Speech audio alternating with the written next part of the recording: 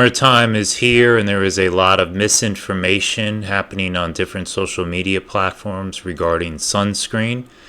And luckily for us, NBC News is here to clear up any confusion, and they are bringing a doctor on to get people back on the program and making sure that we are treating the sun like it's impending death. Let's hear what they have to say. Be taking over some For You pages on TikTok, and this one is just in time for summer too. It's about sunscreen and whether we should be wearing it or not. And for years, our moms and dads have reminded us to put on sunscreen before we go outside. But now influencers are telling their followers to skip the sunblock and saying stuff like this. I think sunscreen causes skin cancer. For thousands and thousands of years of human history, nobody had skin cancer. Yet in the last 20-ish years, we have sunscreens like Copper Tone and tons more skin cancer. Think about it. You're rubbing chemicals all over your body and face. Okay, and some are even going so far as to say that Big Pharma is behind all of this, and then we've been brainwashed to blame the sun. The anti-sunscreen movement has gotten millions and millions of views on TikTok, with a lot of people putting the blame on a recall of spray sunscreen. So here to help us debunk some of these hot takes is our favorite doctor, Dr. Akshay Syal. Doctor, thanks so much for being with us. Okay, so time to play our favorite Syal game, Fact or Fiction. Let's hear what these influencers are saying about sunscreen. Here's another one. Literally rubbing cancer into our skin. And for millions of years, we lived out there in the sunshine. Our skin is designed to accept the sun. Okay, Doc, what's the truth here?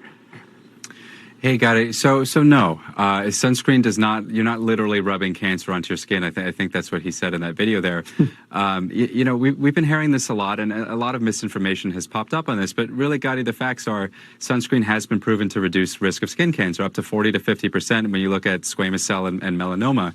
So definitely something I think you mentioned in the intro. Listen to your mom and dad. They've been saying this for years and years. And to answer his question about, humans have been going centuries and never really had skin cancer. Well, we've also been living longer. Skin cancer is a cancer that's more common as you get older. And as our lifespan increases, you're going to see more of those cancers. You can see here it's the most common cancer in the U.S. About 1 in 5 will develop it by age 70. So to answer your question, Gotti, fiction, not facts. Okay.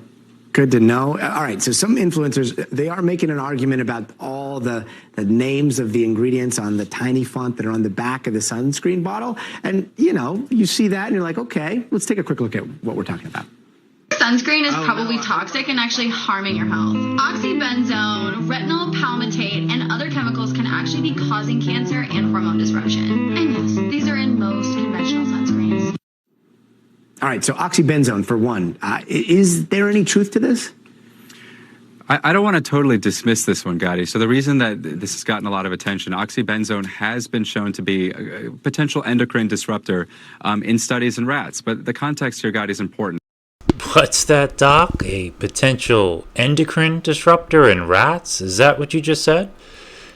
Oxybenzone? Was that it? Let me add that to the list here of items that we are consuming, a lot of us on a daily basis, that have these quote-unquote endocrine disruptors in there. Pesticides, water bottles, plastic bottles, children's toys, food, fabrics. I mean, this stuff, the list goes on and on. Now, sunscreen, it's in the, it's also in the flame retardants that is covering all of our furniture, our couches, our love seats. So don't worry. If you're gonna, you won't perish in a house fire as long as you're on your couch. And it's not harming you though. These toxins leaching into you as you sit on your couch watching your mindless entertainment. But the list is getting quite long at this point of these endocrine disruptors, which I think in layman's terms basically means they're, taking a machine gun to our testosterone levels, and it just goes this bizarre kind of control system that we're born into here. It seems pretty obvious at this point that they are not fans of our hormone levels, and they go to just incredible lengths to disrupt those, as the doctor said. And I'm pretty certain at this point that that something might be going on here. I'm not sure exactly, but they are not fans of our hormones, and there is a desperation with their intent, and it's I think it's rather telling. But I don't know.